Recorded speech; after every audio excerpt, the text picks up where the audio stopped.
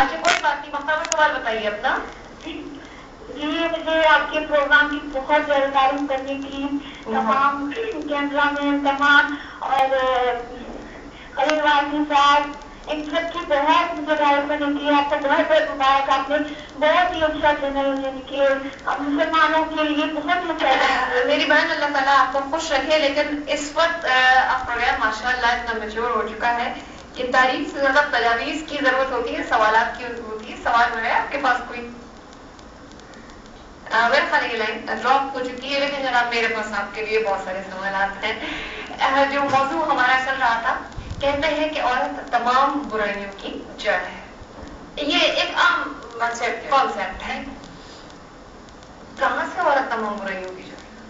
یعنی جیسے اس میں ابھی ذکر کیا کہ یہ کانسیپٹ جو ہے دور جاہلیت میں موجود تھا، اور اگر 1400 سال بعد یہ اسلام کے آنے کے بعد مسلمانوں میں یہ کانسیپٹ موجود ہے، تو پھر میں یہی کہوں گی کہ ہم دور جاہلیت میں واپس جا رہے ہیں اور ہمیں ایسا نہیں کرنا چاہیے کہ جو ساری برائیاں ہیں وہ عورت کی وجہ سے اور ساری اچھائیاں جو ہیں وہ مرد کی وجہ سے. اللہ تبارک و تعالیٰ نے فرمایا کہ جو مردوں نے کمایا وہ مردوں کا حصہ، جو عورتوں نے کمایا وہ عورتوں کا حصہ. تو اس کمائی کے اندر نیکیاں برائیاں سب آ جاتی ہیں. اور قرآن کریم بار بار ہمیں بتاتا ہے کہ اگر عورت نیک کام کرے گی، نیک عمل کرے گی تو وہ جنت میں جائے گی، اور اگر مرد کرے گا تو جنت میں جائے گا. یہ ٹھیک ہے.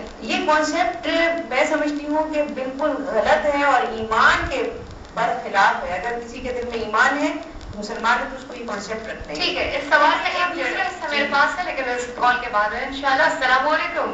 السلام علیکم. وعلیکم السلام. کون بات کر رہی ہے؟ یاسمین بات کر رہی ہوں. ٹھیک ہے. میری بہن یاسمین آپ خیریت سے ہیں؟ جی جناب، کیا سوال لائی ہے یاسمین؟ میں معاشرے کے سے سوال لائی ہوں، خواتین معاشرے سے، کہ مطلب یہ معاشرے میں جو خواتین جیسے مرد ہیں وہ ایک دفعہ عورت کو دیکھنا، نظر اسی کر لینا، اسی طرح عورت کے لیے بھی ہے کہ وہ اپنا لباس ایسا نہ پہنے کہ مرد بار بار نظر اپنی اٹھائے جس سے وہ گناہگار ہو. اور پہلی بات ہے وہ عورت بھی جو ہے جو اس طرح کا لباس پہن کے گھر سے نکلتی ہے تو کیا ان کی مائیں ان کو نہیں روکتی؟ کیا اچھی بات کی یاسمین آپ نے. تو کیا ان کی مائیں جب نہیں روکیں گی تو وہ کیا دوسروں کے گھر رات کو دیر دیر سے گھر آئیں گی تو وہ کیا پوچھیں گے نہیں کہ بیٹا آپ گھر سے کہاں اتنی دیر تک آئے ہوئے؟ تو کیا یہ سارا اس میں ماں کا کردار بھی نہیں ہے کہ ماں اپنی اولاد کو کس طرح کی تربیت دیتی ہے؟ یاسمین اللہ تعالیٰ کو خوش رکھے. آپ نے بہت خوبصورت سوال کیا ہے، اور میرے خیال ہے انہوں نے بہت سارے ذہنوں کی ترجمانی کر دی ہے. جو سوال میں بھی پوچھنا چاہ رہی تھی یہ اس حوالے سے ہے کہ وہ خواتین جو دعوت نظارہ دیتی ہوئی نکلتی ہیں اور پھر ان کے مختلف معاملات طے پا جاتے ہیں مختلف جگہوں پر، اور پھر وہ معاملات ان کے وہ اس طرح کے رشتے جو ہے وہ گھروں کے ٹوٹنے کا سبب بنا کرتے ہیں. اس بارے میں آپ کیا کہیے گا؟ یہ رسول اکرم صلی اللہ علیہ وسلم نے فرمایا کہ جب عورت اس طریقے سے باہر نکلتی ہے تو شیطان اس کے ساتھ ہو جاتا ہے. صحیح. تو اب جو شیطانی جتنے بھی کام ہیں وہ ہوں گے اور ضرور ہوں گے. ظاہری بات ہے کہ شیطان اس کے ساتھ لگ جائے گا. اور اسی طرح سے رسول اکرم صلی اللہ علیہ وسلم نے فرمایا اگر تم حیا نہ کرو تو پھر جو دل چاہے کرو.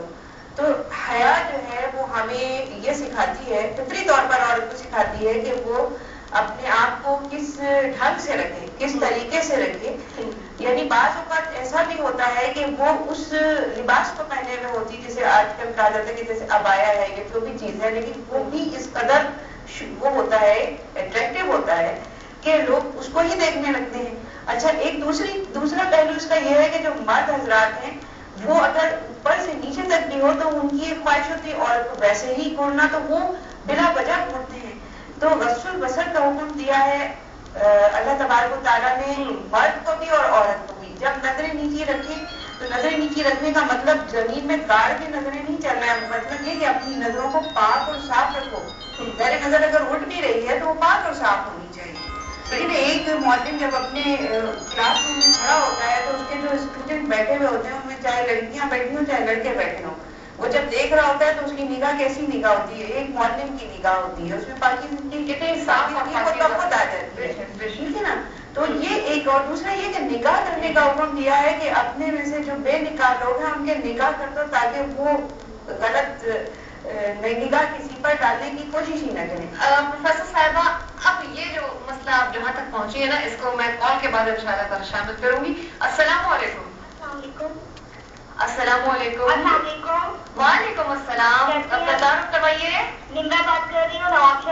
جی میری بہن نواب شاہ سکنزا، کہیے کیا سوال ہے؟ بات کر رہی ہوں. جی جی فرمائیے اپنا سوال. سب سے پہلے تو میں آپ لوگوں کو پوچھنا چاہتی ہوں کیسی ہیں آپ لوگ؟ الحمدللہ ہم سب خیریت سے ہیں اور آپ کے سوال کا انتظار کر رہے ہیں. ہمارا سوال یہ ہے کہ معاشرے میں جو ہے خواتین کے لیے نوکری کرنا صحیح ہے یا نہیں؟ اس کی معاشرہ ہمیں اسلام کی اجازت دیتا ہے؟ ٹھیک ہے میری بہن، کال کرنے کا شکریہ. آپ کا سوال بالکل جو ہے وہ پروفیسر صاحبہ نے سمجھ لیا ہے. آپ گفتگو جو ہے آپ کی اب جس نہج پر آ چکی ہے نکاح کرنے والے. ہاں جی ہاں، میں یہ بات کر رہی تھی کہ دیکھیے نکاح کو کتنی اہمیت دی گئی ہے اسلام کے اندر کہ جب ایک مرد اور ایک عورت جو ہے، ایک لڑکا اور ایک لڑکی جب بالغ ہو جاتے ہیں تو پھر اس کے بعد میں ان کے والدین کو یہ چاہیے کہ ان کے نکاح کی فکر کریں. اب حضور اکرم صلی اللہ علیہ وسلم نے بھی اپنی جو صاحبزادیاں تھیں دیکھیے ان کے نکاح کی فکر کی، اور آپ صلی اللہ علیہ وسلم نے تو یعنی اسے اسلام یعنی نبوت آپ کو ملی اس سے قبل ہی اپنی بچیوں کا نکاح کیا. تو خیر مطلب ایک وہاں کا ایک وہ سسٹم بھی تھا کہ جلدی نکاح کر دیتے تھے، لیکن اسلام آنے کے بعد اس کو جب تبدیل نہیں کیا گیا اور یہی فکر کی جاتی تھی کہ جلد از جلد اس بچی کا جو ہے وہ اس کو نکاح کر دیا گیا. نہ صرف اس کا بلکہ اسلام نے ایک دوسری بات کی کہی کہ مرد اور عورت دونوں کو بے نکاح نہ رہنے دیا جائے معاشرے کے اندر. یہ نکاح نہ رہنے دیے گئے چیزوں سے معاشرتی برائیوں سے روک تھام کا بہت بڑا ذریعہ ہے. میرا پروفیسر صاحبہ وہیں رہ گئے لیکن ایک اور کالر ہے. السلام علیکم. السلام علیکم. وعلیکم السلام. میری کون بہن بات کر رہی ہے؟ میں بات یہ کہہ رہی ہوں کہ اگر ہم نا کبھی کوئی مجبوری ہے، میرے پاپا نہیں ہے، میرے بھائی نہیں ہے، تو مجھے باہر جانا پڑتا ہے. اچھا. تو کوئی آپ نہیں ہوتے تو پیچھے آ جاتے ہیں، ہم کافی وائٹ کرتے ہیں اگر یہ نہ آئے ہم تو ٹھیک ہے نا. تو مجھے کبھی مجھے رونا آ جاتا ہے، میں گناہ ہی ہوتا ہوں.